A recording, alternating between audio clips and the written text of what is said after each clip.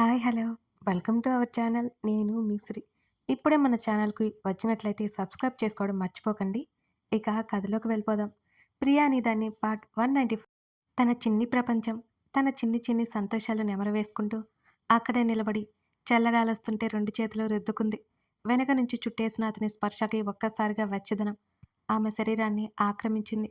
మరింతగా అతనిలో ఒదిగిపోతూ అతని దగ్గరికి జరిగింది. అతని చేతులు ఆమె చేతుల మీదుగా ఆమెను అల్లేశాయి మరింతగా. నేనొకడిని ఉన్నానని గుర్తుందా నీకు? ఆమెకి, అతనికి మధ్య ఉన్న జడని ఆమె భుజం మీదుగా ముందుకు వేశాడు రిషి. ఇప్పుడు తమన్ని ఎవరు మర్చిపోయారండి? తల తిప్పి ఓరగా కళ్ళు ఎత్తి అతని వైపు చూసింది. నువ్వే, ఇంకెవరు అయితే వాళ్ళతో చెప్తాను. నీతో ఎందుకు చెప్తాను? అడుగుతూనే ఆమె చెవి కింద ముద్దు పెట్టుకున్నాడు. ఇద్దరి మీద ఒక్కసారిగా వలపువాన కురిసింది. ఎన్నో రోజుల తర్వాత అతని స్పర్శలో మరేదో భావం. అది ఆమెకు తెలియకుండా లేదు. ఈ మధ్య కాలంలో ఆమె మరిచిపోయిన చీరకట్టు ఇప్పుడు ఆమె ఒంటి మీద ఉండడానికి కారణం అతని కోసమే అని అతనికి కూడా బాగా తెలుసు. ఆమె నాభి వద్ద అతని చెయ్యి వత్తుకుపోతోంది. ఆమె శరీరం పూర్తిగా అతనికి అతుక్కుపోయింది. ఆమె శరీర పరిమళాన్ని అతను ఆస్వాదిస్తున్నట్టు అనిపించడంతో ఆమె శరీరం నిలువెల్లా వణికిపోయినట్టు అనిపించింది అతనికి. ఆమె భుజం మీద పవిట చాలా భారంగా ఆమె చేతి మీదకు జారిపోయింది. ఆమె భుజానికి అడ్డుగా ఉన్న మరొక వస్త్రం అతని ధాటికి మరింతగా పక్కకు జరిగింది. అతని పెదవులు ఆ స్థానంలో నిలిచాయి. భారమైన నిట్టూర్పు వెలువడింది ఆమె నుంచి. అతని మీసపు గుచ్చుళ్ళు ఆమె శరీరానికి తెలుస్తుంటే సన్నటి వణుకు ఆమెలో. అతని చేతులు చేస్తున్న మాయకి, అతని పెదవులు ఆమె శరీరం మీద వేస్తున్న ఏదో మంత్రానికి ఆమె తాళలేకపోయింది. గబుక్కున అతని వైపు తిరిగి అతని గుండెల్లో ముఖం దాచుకుంది. అతని పెదవులు విచ్చుకున్నాయి. గబుక్కున అతని నుంచి పారిపోవడానికి ప్రయత్నం చేస్తుంటే ఆమె చీర అతని చేతిలో చిక్కుకుపోయింది. ఇది బాల్కనీ అని మర్చిపోయావా? అని అతని చీర పట్టి లాగినా అయినా సరే ఆమె ప్రయత్నాన్ని ఆపకుండా లోపలికి పరిగెత్తింది. ఆ చీర అతని చేతుల్లో బందీ అయిపోయింది. కింద పడిన చీరని జాగ్రత్తగా తీసుకొచ్చి సోఫాలో పడేశాడు రిషి. అప్పటికే ముడుచుకుపోతూ మంచం మీద చేరిపోయిందామె. ఉయ్యాల్లో ఉన్న కొడుకుని ఓసారి చూసి ఆ గదిని మూసివేసి ఆమె పక్కకు వచ్చేశాడు అతను. దిండుకు చంపానించి ముఖాన్ని ఒకవైపుకు తిప్పుకొని కళ్ళు మూసుకుని ఉంది అవని. ఆమె గుండె చెప్పలేనంత వేగంగా కొట్టుకుంటోంది. లేత వైన్ కలర్ ఆమె శరీరం మీద ఉన్న వస్త్రాల మధ్య పచ్చగా ఆమె వీపు బహిర్గతమవుతుంటే ఆమె నడుము వెనుక భాగం ఇంకా ఆలస్యం ఏమిటన్నట్టు అతనిలో వింతైన భావాన్ని రేకెత్తించసాగింది. ఆమె తల పక్కన అతని చెంప చేరగా ఆమె వీపు మీద అతని మునివేళ్ళు ఏవేవో రాతలు రాస్తున్నాయి. ఆమె పెదవులు విచ్చుకోగా అతను రాస్తున్న అక్షరాలను ఆమె మెదడు శోధించసాగింది. Happy wedding anniversary in advance. అతను రాసిన ఒక్కొక్క అక్షరం కలపగా ఆమెకు అర్థమైంది. ఒక క్షణం ఆమె కనులు ఆశ్చర్యంతో విచ్చుకోగా అతని వైపు తల తిప్పింది. గుర్తుందా నీకు? ఆమె కనురెప్పలు టపటపలాడిస్తూ చూసింది. ఆమె చెంప మీద ఉన్న జుత్తు సర్దుతూ. గుర్తు లేకుండా ఎలా ఉంటుంది? ఆమె కళ్ళల్లోకి చూశాడు రిషి. ఆమె కళ్ళల్లో మెరుపు అతని చూపు దాటిపోలేదు. ఆమె నుదుటిన అతని పెదవులు చేరాయి. ఆమె కనులు పరవశంగా మూసుకుపోయాయి. తీరైన ఆమె కనుబొమ్మల మధ్యలో మరో ముద్దు ఇచ్చి ఆమె ముక్కు మీద మరింత చిన్నగా ముద్దు అద్దాడు. అప్పటికే అతని ఊపిరి ఆమె ముఖాన్ని అలుముకోగా ఆమె కనులెత్తి చూడలేదు. మాతృత్వం తాలూకా నిండుదనం ఆమె ముఖంలో ఊగిసలాడుతోంది. నునుపైన ఆమె చెక్కిళ్ళ మీద మరొక ముద్దు ఇచ్చి ఆమె చుట్టూ చెయ్యేసి తన దగ్గరికి లాక్కున్నాడు అతను. ఆమె కీచుగా అరిచింది. ఆమె చెంప మీద చేత్తో రాస్తూ జుట్టులోకి వేళ్ళు పొనిచ్చి నెమ్మదిగా నిమరగా బిడియం తాలూకా ముడిపడ్డ ఆమె కనుబొమ్మలు విచ్చుకున్నాయి. మరింత హాయిగా అతని స్పర్శ ఆమెకి ఇచ్చేసింది. వెచ్చడి అతని అరచేయి ఆమె చల్లని చెంపకి వెచ్చదనాన్ని అందిస్తుంటే తెలియకుండానే అతనికి అనువుగా మారిపోయింది. విడివడ్డ ఆమె పెదవులు మీద అతని చూపు మళ్ళింది. నెమ్మదిగా ఆమె కింద పెదవిని అందుకుని ఆమె పెదవులని ఆక్రమించేసుకున్నాడు. ఆమె కనులు బిగుసుకుపోయాయి. అతని మెడ చుట్టూ ఆమె చెయ్యి అల్లుకుంది. ఆమె చెయ్యి అనాచ్ఛాదిత అతని వీపుని మెల్లిగా తడుముతోంది. కాస్త కిందకి చేరి ఆమె కంఠాన్ని సుతిమెత్తగా అదర చుమ్మనాలతో అభిషేకించి ఆమె హృదయంలో ముఖం దాచుకున్నాడు అతను. అతని తలని తనలోకి అదుముకుంది ఆమె. ఆమె చేతిని తీసుకుని అతని వేళ్ల మధ్య ఆమె వేళ్ళని బంధించి, మనిషివి ఇంతే ఉంటావు. వేళ్ళు మాత్రం పొడవుగా ఉన్నాయి. ఆమె మౌనంగా ఉండటంతో ఆమెను ఉడికించే ప్రయత్నం చేశాడు అతను. అతని భుజం మీద 2 దెబ్బలేసింది అవని ఊరుకోకుండా. హస్బెండ్‌ని కొడతావా? అతని మునుపంటి ధాటికి ఆమె అరిచింది. కొట్టాల్సి వస్తే తప్పదు. ఆమె మాటలకి మరింత బలంగా హత్తుకున్నాడు ఆమెని అతను. మెత్తగా ఉన్న ఆమె మేని అతని బలమైన బాహువుల్లో చిక్కుకుపోయింది. అతని స్పర్శకు ఆమె శరీరమంతా చలి పాకినట్టు ఫీలయిపోయింది. అతనిలో ఇంకా ముడుచుకుపోయింది అవని. అతని ప్రతిరూపాన్ని మోసిన ఆమె ఉదర భాగం మీద అతని పెదవులు ఆర్తిగా చుంబించాయి. అతని తలని మీదకు లాక్కోవడానికి ప్రయత్నించినా ఆమె ఫలితం విఫలమైంది. అలల చెలియకట్ట ఉన్న ఇసుకలా ఆమె అతని ప్రేమకు కరిగిపోయింది. అతని గాఢ చుంబనాలకి ఆమె కుచించుకుపోయింది. ఉక్కిరిబిక్కిరైపోయి భారంగా ఊపిరి పీల్చుకుంటూ పక్కకు తిరిగిపోయింది. వంపు తిరిగిన ఆమె నడుం మీద మరోసారి చుంబించి ఆమెలో అలజడి రేపాడు అతను. అతని తలను పట్టి మీదకు లాక్కుని తన్మయత్వంగా అతన్ని ముద్దాడింది అవని. ఎన్నో రోజుల దేహాల మధ్య దూరాన్ని, ఇరువురిలో విరహాన్ని కరిగించే పనిలో పడిపోయారు ఇరువురు. ప్రణయ సాగరంలో నిలువెల్లా తడిచిపోయారు. గాఢమైన అతని ప్రేమకి ఊపిరాగిపోయిన ఫీలింగ్ ఆమెలో. ఆమె కంటి కొలకలు తడితేరాయి. ప్రేమ సరాగాలు సాగుతున్న వేళ అతనిలో ప్రేమావేశాలు, మోహావేశాలు పొంగి పొర్లిలా సాగాయి. ఆమెలో అతని పట్ల ప్రేమ ఉప్పెనై ఉబికి సాగింది. అతని పేరే మంత్రమై జపించసాగింది. ఇంత మెత్తగా ముద్దుగా అయ్యావ్ ఏంటి?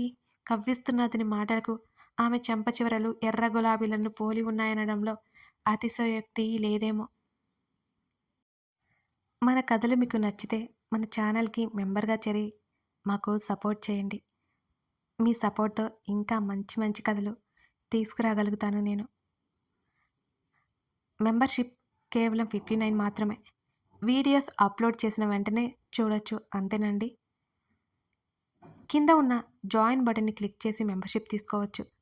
మీ ప్రేమ, మీ మద్దతు, మీ అభిమానం ఎప్పుడూ నాకుంటుందని నమ్ముతాను. థ్యాంక్ యూ అండి. ఇదంతా తెలియని కోసం అప్పుడప్పుడు చెప్తున్నాను. ఇక ఆ కథలోకి వెళ్దాం. చాల్లే అంటూ అతని హృదయంలో ముఖం దాచుకుంది అవని. ఆమె చెంప తడుముతూ ఆర్ యూ ఓకే అని అడిగాడు. హమ్. ఆమె స్వరం మెల్లిగా వచ్చింది. అతని ఛాతీ మీద వేళ్లతో రాస్తూ ఈ లైఫ్ నాకు చాలా నచ్చింది. తృప్తిగా చెప్తున్న ఆమె మాటలకు ఆమె తల మీద ముద్దు పెట్టుకున్నాడు. నేను కోరుకున్నట్టుగా ఉంది అచ్చు అంది అవని. అన్నాడతను. మా వాడికి పెళ్లి చేసేస్తే ఇంకా హ్యాపీ అంది అవని. మీ వాడా? అయోమయంగా అడిగాడు రిషి. అతని భుజం నొప్పెడుతున్నట్టు అనిపించింది. అతని భుజం మీద నుంచి తలని దిండు మీదకి చేర్చుకుంది అవని. మా తమ్ముడు ఒకడున్నాడు గుర్తులేదా? మూతి తిప్పుకుంది అవని. తిక్కా నీకు? స్టిల్ చదువుకుంటున్నాడు వాడు అన్నాడు రిషి కాస్త ముఖం చిట్లించి. ఇప్పుడు కాదులే ఓ 5-6 సంవత్సరాలకి అని అవని నవ్వింది. ఉఫ్ అతను నిట్టూర్చాడు. అతని చేతిని పొట్ట మీద పెట్టుకోగానే ఏంటి ఇంకొకరున్నారా అల్లరిగా కళ్ళు ఎగరేశాడు రిషి. కనిపించడు గాని చాలానే ఉంది అయ్యగారి దగ్గర అనుకుంది అవని. ఆకలి స్వామి ఆకలి అని చిటపట్లాడింది అవని. మిడ్ నైట్ అయింది అన్నాడు రిషి. ఆకలేస్తుంది.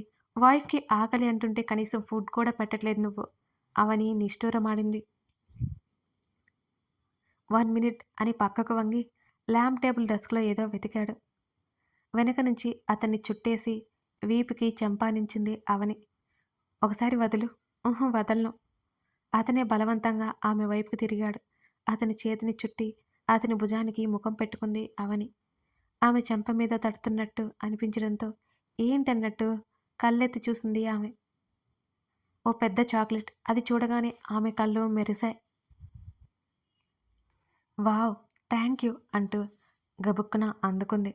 దుప్పటి ముసుగేసుకుని లేచి కూర్చుంది అవని. అది అతను లాగడంతో ఓయ్ కుదురుగా ఉండు చేత్తో హృదయం దగ్గర గట్టిగా పట్టుకుంది అవని. ఆ సన్నటి వెలుతురులో ఆమె పచ్చడి వీపు మీద నల్ల త్రాచుల ఆమె జడ వంపు తిరిగి కిందకు ఉంది. ఇవన్నీ పెళ్ళి అవ్వకముందు చేయించుకోవాలి.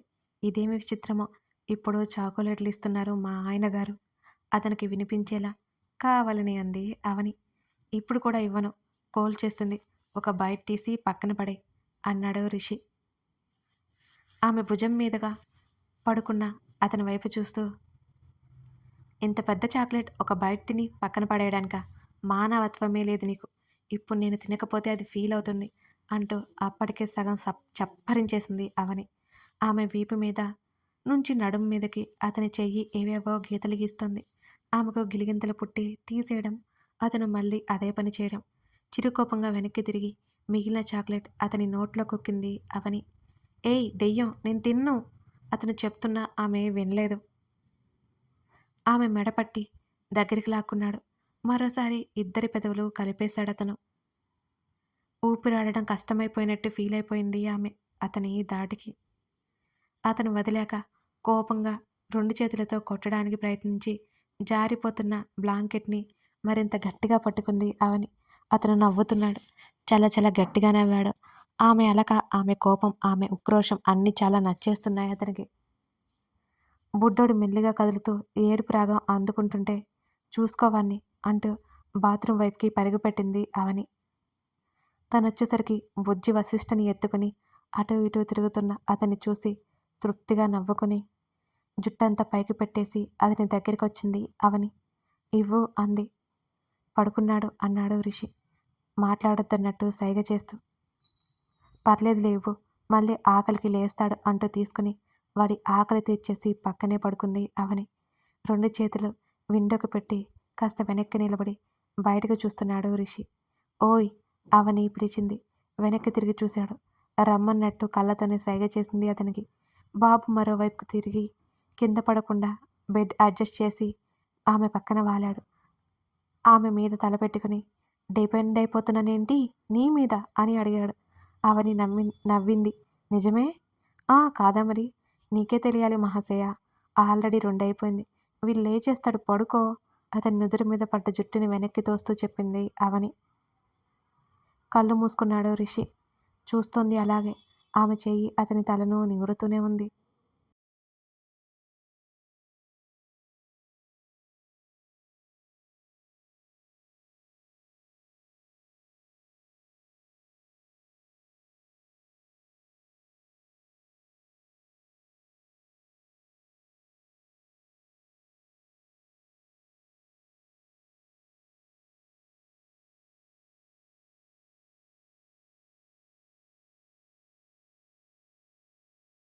మరో 2 రోజులు ఎలా గడిచాయో కూడా తెలియదు అవనికి. అతనిలో రోజు రోజుకి తనకి తెలియని కొత్త కొత్త క్షణాలు, కొత్త కొత్త కోణాలు బయటపడుతూనే ఉన్నాయి. ఆమెకి చిత్రంగా అనిపిస్తుంది ఒక్కోసారి. క్షణాల్లోనే అన్ని హావభావాలు పలికించడం అతనిలోనే ఉన్న ప్రత్యేకత. అతను చేసే చిన్న చిన్న పనులు ఆమె పట్ల ప్రేమను బహిర్గతం చేస్తుంటాయి. అవి అవనికి ఇంకా ఇష్టం. అన్నట్టుగా సోనాలి ప్రభుతో పాటు సత్య, మాధవ్ కూడా వచ్చేశారు. ఆ రాత్రి అందరూ భోజనాలు చేసి హాల్లోనే పరుపులు వేసుకుని సెటిల్ అయ్యారు. ఎన్నో రోజులైపోయింది అందరూ కలిసి. మాటలతో సమయం దొర్లిపోతోంది. సోనాలి కొడుక్కి 2 ఏళ్ళు దగ్గర పడుతున్నాయి. బుడ్డుగాడు వాడినసలు వదలట్లేదు. వాళ్ళని ముచ్చటగా చూస్తున్నారు అంతా. దిండి మీద మోచేయానించి కాస్త వాలుగా కూర్చున్న తండ్రి దగ్గరికి రావడానికి ప్రయత్నం చేస్తున్నాడు బుజ్జి వశిష్ఠ. కానీ వాడి వల్ల కావడం లేదు. పక్కనే తల్లి ఉంది. వాడి కళ్ళు మెరిశాయి. ఆమెని డ్రెస్ లాగుతూ ఎత్తుకోమన్నట్టు చూస్తున్నాడు. సోనాలి బాబు ఆడుతూనే సోనాలి వడిలోనే నిద్రపోయాడు. వీడేంటి 10 అవుతున్నా పడుకోలేదు అంటూ వశిష్ఠని ఎత్తుకుంది సత్య. ఒక్కసారి అంతే, ఈవినింగ్స్ పడుకుని రాత్రుల్లో ఆడుతుంటాడు అంది అవని. ఇక నీదే లేట్ సత్య. అసలే ఆడపిల్లలకి కరువు వచ్చింది. ఓ కూతుర్ని కని సోనాలి కన్నుగీటింది. సత్య చిన్నగా నవ్వి ముఖం తిప్పుకుంది సిగ్గుపడుతూ. దేనికైనా టైం రావాలి అంది అవని. సోనాలికి రాహిని గుర్తొచ్చింది. Miss Rahi, oh miss you so much. చూస్తుంటావు కదా మా అందరినీ అని మనసులోనే అనుకుని భారంగా నిట్టూర్పు విడిచింది సోనాలి. అందరూ ఉన్న తనతో ఉన్న స్నేహాలు ఇప్పుడు లేవు అవనికి. ప్రదీప్ వాళ్ళు వేరే సిటీకి ట్రాన్స్ఫర్ అయిపోతే ప్రతిమ పెళ్లి చేసుకుని వేరే ఊరు వెళ్ళిపోయింది. ఫోన్లో మాట్లాడుకోవడమే. వాళ్ళ మధ్య దూరం పెరిగినట్టుగా కూడా అనిపిస్తుంది అవనికి. తనకి ప్రతి సిచ్యువేషన్‌తో తోడున్నారు కానీ చివరికి ఇలా అయిపోయింది. ఏదో తెలియని లోటు వాళ్ళ విషయంలో అవనికి అలా ఉండిపోయింది. "ఇంకా మీరు ఇక్కడే ఉన్నారేంటి? వెళ్లి పడుకోండి. మాకు పని ఉంది" అన్నాడు మాధవ్. "పనా? ఏంటది?" అయోమయంగా చూసింది సత్య అతని వైపు. "నువ్వు ఇంకా ఏ కాలంలో ఉన్నావు సత్య?" సోనాలి నిట్టూర్చింది. "మేము క్యాజువల్‌గా మాట్లాడుకోవడానికి అంతే" అన్నాడు ప్రభు. "మీరు కూడా వీళ్ళతో చేరిపోయారా ప్రభూ" అని. "సత్య, నీకింకా అర్థం కాలేదా?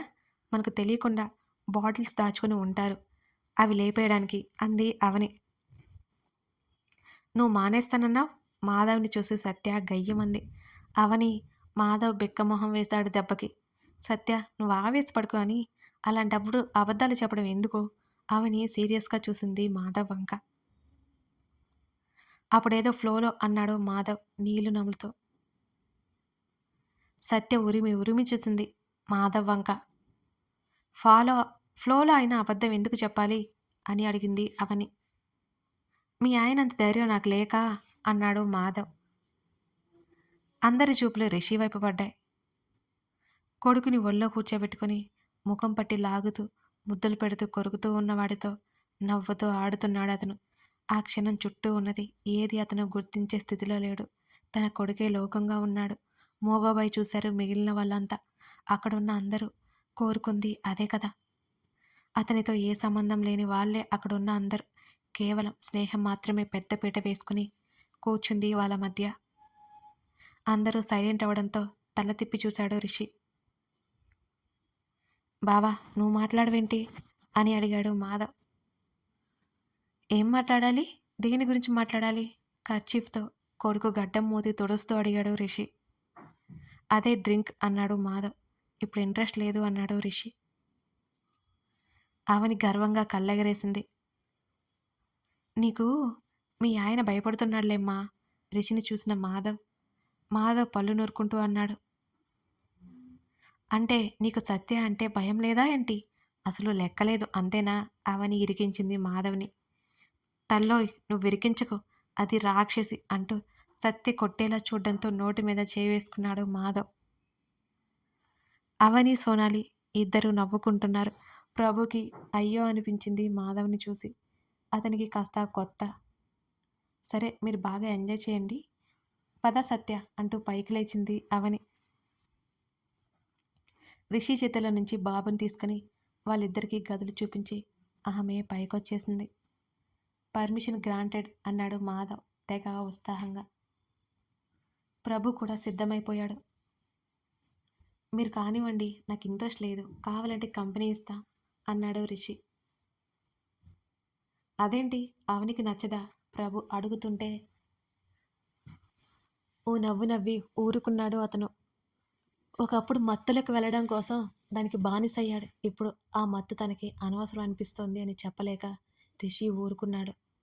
"నచ్చదు కాదు, అయ్యగారు ఏదో దాస్తున్నారు. మొన్నొకసారి అవని నాకు కాల్ చేసి, 'బ్రో, నీ ఫ్రెండ్‌కి ఏ బ్రాండ్ మం నీ ఫ్రెండ్ ఏ బ్రాండ్ మందు కొడతాడు' అని అడిగింది. ఒక్క క్షణం నా మైండ్ బ్లాక్ అయింది." మాధవ్ చెప్తుంటే అతని మాటలకు ఇద్దరికీ నవ్వొచ్చేసింది. "ఎందుకు?" అని మాధవ్ అడుగుతుంటే, ఈయన గారు ఏ మూడ్‌లో ఉన్నారో, ఈయన బాధపడితే ఆమె చూడలేదు కదా, అందుకే ఈయన గారికి తాగడం ఇష్టమేమోనని అది కూడా తెప్పించి ఇంట్లో పెట్టించింది. అది పెద్ద వింతలాగా మాధవ్ చెప్పుకుపోతుంటే ప్రభుకి నవ్వాగలేదు. "ఆపరా నువ్వు" అంటూ మాధవ్ తల మీద ఒక్కటేశాడు రిషి. "గ్రేట్ వైఫ్" అన్నాడు ప్రభు. "అవునవును, భర్తకి మందు తెచ్చి తాగించే గ్రేట్ వైఫ్" మాధవ్ వెటకారంగా అన్నాడు.